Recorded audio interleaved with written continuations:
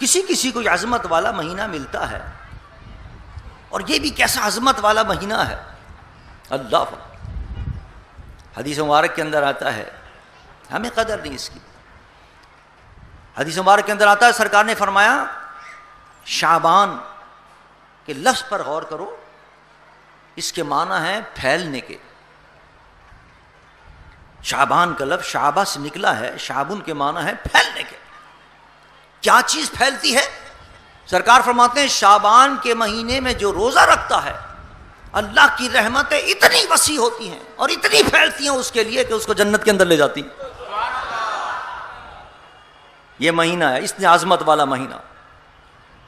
اور ایک حدیث مبارک کے اندر یہ بھی آتا ہے اس کثرت کے ساتھ اس مہینے کے اندر روزہ رکھا کرتے تھے، کثرت کے ساتھ۔ ہمیں اس کی قدر نہیں،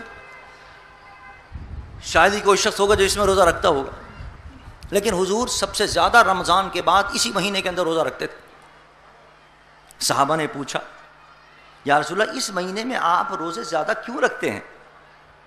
سرکار نے فرمایا اس سے پہلا مہینہ رجب کا ہے اور اس کے بعد والا مہینہ رمضان کا ہے۔ رجب کے مہینے کی بھی لوگ عظمت سے واقف ہیں کیونکہ وہ اشہر حرم میں شمار ہوتا ہے۔ حرمت والے جو مہینے ہیں، محرم کا مہینہ اور رجب کا مہینہ، یہ سب حرمت والے مہینے شمار ہوتے ہیں۔ ذی الحجہ کا مہینہ کہ اس کے اندر قتل و قتال کی ممانعت ہے، ان مہینوں میں یہ شمار ہوتا ہے۔ عرب کو پتہ تھا، اہل عرب جانتے تھے کہ عرب کے رجب کا مہینہ بڑی عظمت والا مہینہ ہے اور حرمت والے مہینوں میں شمار ہوتا ہے، لوگ اس کی بڑی عزت کرتے تھے، احترام کرتے تھے، اور رجب کا مہینہ آتا تو سب اس میں روزہ رکھتے تھے۔ سرکار نے فرمایا اس کی عظمت سے بھی لوگ واقف ہیں، رجب کی عظمت سے بھی لوگ واقف ہیں، اس کے اندر بھی لوگ روزے رکھتے ہیں، اس کی شان سے بھی واقف ہیں۔ اس کے بعد والا جو مہینہ ہے شعبان کا، رمضان، اس کی عظمت سے تو کیا ہی کہنے، ہر ایک شخص کو پتا ہے کہ اس میں قرآن نازل ہوا، اس کے اندر شب قدر جیسی رات موجود ہے، اس کی عظمتوں سے بھی لوگ واقف ہیں۔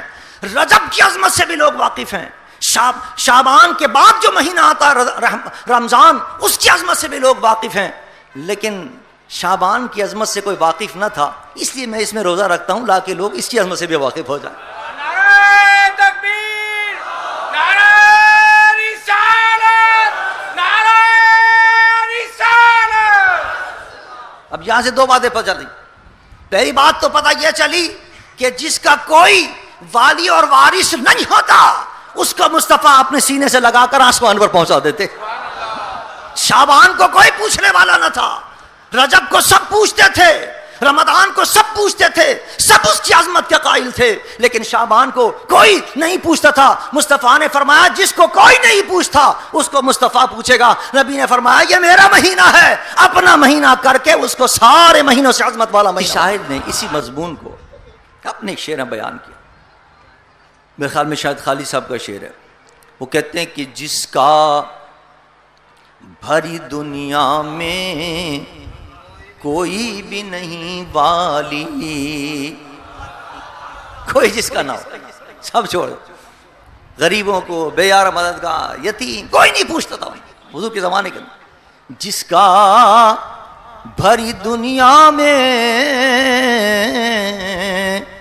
کوئی بھی نہیں والی، اس کو بھی میرے آقا سینے سے لگاتے ہیں، اس کو بھی میرے آقا سینے سے لگاتے ہیں۔ جن یتیموں کو لوگ دھتکار دیا کرتے تھے، اپنے گھروں سے دھکے دے کر نکال دیا کرتے تھے، وہ ہر ایک کے دروازے پر جاتے تھے، کہیں ان کا آسرا نہیں ہوتا تھا، کوئی ان کو سنبھالنے والا نہ تھا، لیکن جب وہ در مصطفیٰ پر آتے تھے حضور ان کو اپنے سینے سے لگا لیا کرتے تھے۔ غریب لوگ کہ جن کو کوئی اہمیت دینے کے لیے تیار نہیں ہوتا تھا، بات کرنا بھی کوئی گوارا نہیں کرتا تھا، دو جہاں کا بادشاہ ان کے پاس بیٹھ جاتا تھا اور باتیں شروع کروا دیا کرتے تھے۔ اللہ